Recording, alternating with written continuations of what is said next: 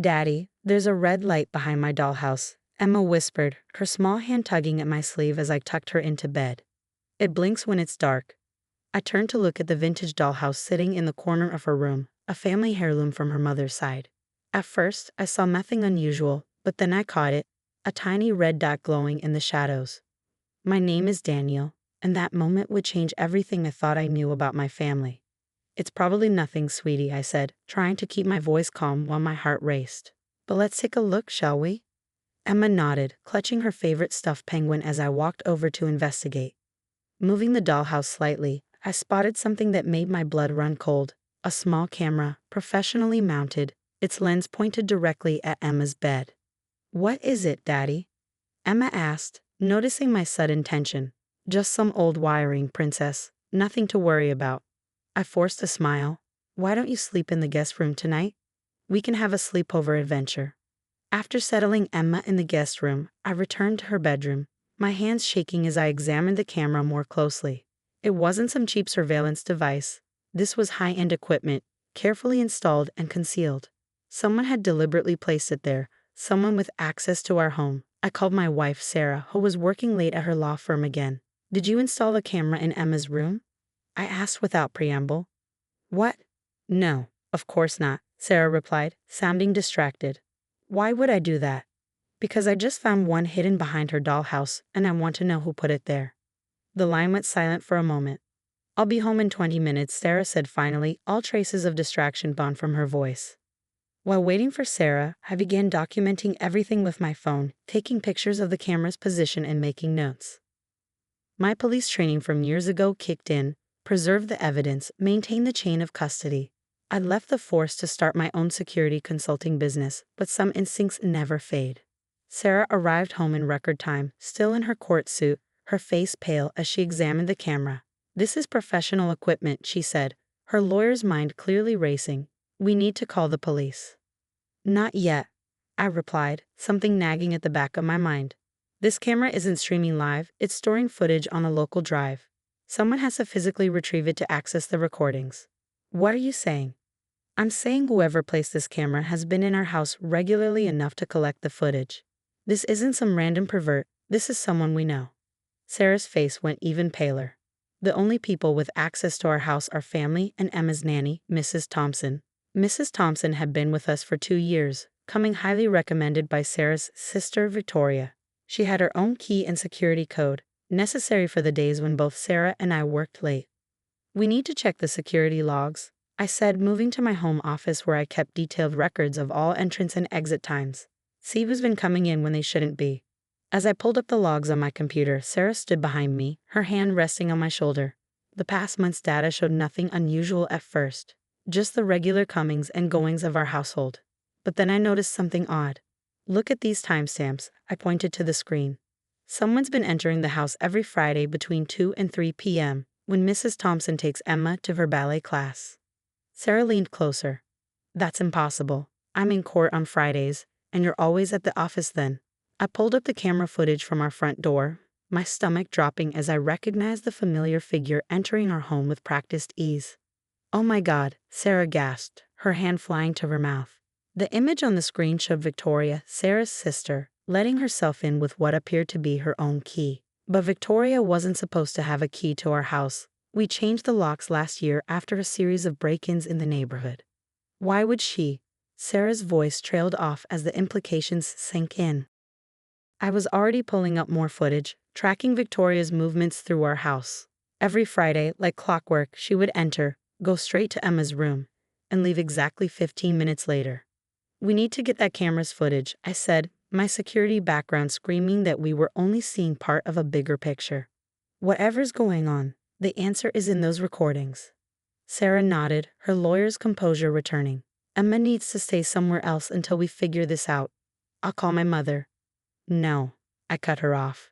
"We can't trust anyone in your family right now, not until we know what's going on." The truth was, I had suspicions about Sarah's family for months. Little things that didn't add up, conversations that stopped when I entered the room, the way Victoria always seemed too interested in our home security system. "I'll call my brother," I said, reaching for my phone. "Emma can stay with him tonight while we get to the bottom of this." As I dialed, I caught Sarah staring at the dollhouse in Emma's room, her expression unreadable. "It was a gift from Victoria," she said quietly. "She gave it to Emma on her 6th birthday, insisted it had to go in that exact spot." The implications made my skin crawl. How long had this been going on? What were they looking for? And most importantly, why were they watching our daughter? Little did I know, the camera was just the beginning. What we would discover in the next 24 hours would shake our family to its core. The next morning, after ensuring Emma was safely with my brother Jack, I began the delicate process of retrieving the camera's storage device. Sarah had left for her office, ostensibly to work but really to maintain normalcy in case Victoria was watching. We couldn't risk tipping our hand too early. The camera's memory card revealed weeks of footage. I sat in my home office, methodically going through each video file, my security training helping me stay detached despite the violation I felt watching these recordings of my daughter's room. At first, nothing seemed unusual, just normal daily routines. But then I noticed something strange. During Victoria's Friday visits, she wasn't just checking the camera. She was searching Emma's room, methodically going through drawers, looking under floorboards, even examining the walls with some kind of handheld device. My phone buzzed. A text from Sarah. "Victoria just showed up at my office, asking questions about Emma's upcoming doctor appointment. Something's wrong." I was about to reply when a particular video segment caught my eye. Victoria was in Emma's room, talking on her phone. "No, I haven't found it yet. The girl must have it somewhere. Yes, I understand what's at stake. No, they don't suspect anything." The timestamp showed this was from 3 weeks ago. I forwarded through more footage until something made me freeze. Last Friday's video showed Victoria pulling out what looked like blueprints of our house, studying them intently before making marks in specific locations. My security background screamed warnings. These weren't normal blueprints, they were detailed structural plans, the kind used for major renovations or searching for something hidden in the walls. Another text from Sarah. "Victoria keeps asking about Dad's old study items we inherited. The ones in storage." The pieces started clicking together. Sarah's father, Edward, had been a prominent judge before his sudden death last year. His study items, books, papers, old files, had been divided between Sarah and Victoria. We'd stored our share in the attic, never bothering to go through them properly. I raced upstairs to the attic, my mind racing. Victoria's strange behavior, the blueprints, her obsession with searching Emma's room, it all had to connect to Edward's belongings. The attic was cluttered but organized, thanks to Sarah's meticulous nature. I found the boxes from Edward's study easily enough. As I began searching through them, I discovered something odd. Several books had small markings on specific pages, seemingly random numbers and letters that made no sense on their own. My phone rang. Sarah again. "Daniel, Victoria just left, but she was acting strange. She kept trying to invite herself over for dinner tonight, insisted on seeing Emma." "Don't come home," I said, still examining the marked books. "Take a cab to Jack's. I think I'm onto something, but I don't want anyone at the house right now." "What did you find?" "Not sure yet, but whatever Victoria is looking for, it has something to do with your father's old cases. The camera, the searching, she's looking for something specific, something she thinks Emma might have found while playing." "But what could Emma possibly?" Sarah's voice trailed off, and I could almost hear the realization hit her. "The locket," she whispered. "Dad gave Emma a locket last year, right before he died. Said it was a special gift she had to keep safe." I remembered the locket, a seemingly ordinary piece of jewelry that Emma treasured because it was from her grandfather. She wore it constantly, even in the bath, until the chain broke last month. We promised to get it fixed but hadn't gotten around to it yet. "Where is it now?" I asked, already moving toward Emma's room. "In my jewelry box, I think. I was going to take it to the repair shop last week." I found the locket exactly where Sarah said it would be. It looked innocuous enough, a simple silver heart on a broken chain. But when I examined it closely, I noticed something odd about the clasp mechanism. "Sarah," I said slowly, "I need you to tell me everything you remember about your father's last big case, the one he was working on before he died. The Martinez corruption trial? It fell apart after Dad's death. All the evidence vanished, and the defendants walked free. Why?" I carefully manipulated the locket's clasp, and it opened in an unusual way, revealing a hidden compartment. Inside was a tiny micro SD card. Because I think I just found the missing evidence, I said, staring at the tiny card that had been hidden in plain sight, worn around our daughter's neck for the past year. Oh my God, Sarah breathed. That's why Victoria's been searching. She must have known. A noise downstairs cut through our conversation, the distinct sound of our front door opening. Someone's here, I whispered, quickly pocketing the SD card. Call the police, now. I could hear footsteps moving through our house with familiar confidence. Victoria wasn't even trying to be quiet anymore. Daniel? Her voice called out, sickeningly sweet. Are you home? I thought we could have a little chat about Emma's room. I moved silently toward my office, where I kept my old service weapon in a biometric safe. Victoria's footsteps echoed through the house, getting closer. She was taking her time, probably thinking she had the upper hand. You know, Daniel, her voice carried up the stairs, this could all be so much simpler if you just cooperate. Where's my dear niece? I'd love to ask her about that special gift from her grandfather. I reached my office and quickly retrieved my gun. My police training kicking in fully now. The SD card felt heavy in my pocket. Whatever was on it had been worth killing a judge for, worth terrorizing a 6-year-old girl. They were supposed to be simple cases, Victoria continued, her voice harder now. Dad was going to rule in their favor, take his payment, and retire quietly. But no, he had to develop a conscience at the last minute. I heard her reaching the top of the stairs. My mind raced through the layout of our house, calculating angles, escape routes, positions of cover.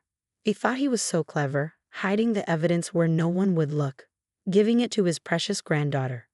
Her laugh was bitter. Do you know how much money I lost when those cases fell apart? How many promises I had to break? The pieces clicked into place. Victoria hadn't just known about her father's corruption. She'd been part of it. A lawyer in his court, helping orchestrate the whole thing. When he threatened to expose everything, she'd make sure he couldn't. My phone vibrated silently. A text from Sarah. Police 2 minutes out. Stay safe. You killed him. I called out, making my voice carry from a different direction than where I actually stood. Your own father. He gave me no choice, Victoria snapped, falling for the misdirection. He was going to ruin everything, just like you're trying to do now. I could see her shadow in the hallway, moving toward where she thought I was. She was holding something, not a gun, but some kind of taser. Emma was never supposed to be involved, I said, keeping her talking. She's your niece, Victoria. She's 6 years old. Emma was his favorite, she spat. He trusted her with everything. Even at the end, he was protecting her, protecting Sarah, as if they deserved it more than me. Sirens wailed in the distance, getting closer. Victoria's head snapped toward the sound. That's unfortunate, she said, her voice turning clinical. I had hoped to handle this quietly, keep it in the family. Now I'll have to make this look like something else entirely. She raised the taser, turning toward my actual position. She'd known where I was all along, but before she could fire, a voice rang out from behind her. Drop it, Victoria. Sarah stood at the top of the stairs, her own gun trained steadily on her sister. I'd forgotten she kept one in her car after the break-ins last year. Victoria's face twisted into something ugly. Little Sarah, always Dad's perfect daughter, always following the rules, getting the praise, the love, the legacy. You're under arrest, Sarah said. Her lawyer's voice rocked steady despite facing down her own sister. The police are almost here. It's over. It's not over until I say it's over. Victoria lunged, not toward Sarah but toward me, her taser crackling with electricity. Several things happened at once. Sarah shouted a warning, I dove to the side, and Victoria's taser missed me by inches. As she stumbled past, I grabbed her arm, using her own momentum to bring her down. The taser clattered across the floor as Sarah rushed forward to help restrain her sister. The police burst through our front door moments later, racing upstairs to find Sarah and me holding Victoria down. As they took her away, she kept screaming about betrayal, about family loyalty, about how we'd ruined everything. Later that night, after the police had finished gathering evidence, after Victoria had been formally charged, after the SD card had been logged into evidence, revealing years of judicial corruption and millions in bribes, Sarah and I sat in our kitchen, emotionally exhausted. How do we explain this to Emma? Sarah whispered, clutching her coffee mug like a lifeline. We tell her the truth, I said softly, that her grandfather was a hero in the end, that he trusted her with something precious, and that she kept it safe just like he knew she would. Sarah nodded, tears in her eyes. She's going to ask about Victoria. Then we'll tell her that sometimes people we love make bad choices, but that doesn't mean we have to make them too. The next morning, we picked Emma up from Jack's house. She ran to us, full of stories about her sleepover adventure, blissfully unaware of how close she'd come to danger. As we drove home, she asked about her locket, if we'd gotten it fixed yet. Not yet, sweetheart, Sarah said, reaching back to squeeze her hand. But we will, and this time we'll make sure it's on a stronger chain. Something that can't be broken. Emma smiled, satisfied with this answer, while Sarah and I exchanged glances. Our family had been shattered and reformed in the space of 48 hours, but like that locket's chain, we would rebuild it stronger than before. Sometimes it takes a hidden camera in a child's room to expose the darkness lurking in your family's shadows. But sometimes, that same discovery can lead to healing, to justice, and to a new appreciation for the true meaning of family loyalty. The truth, as painful as it might be, had finally set us all free.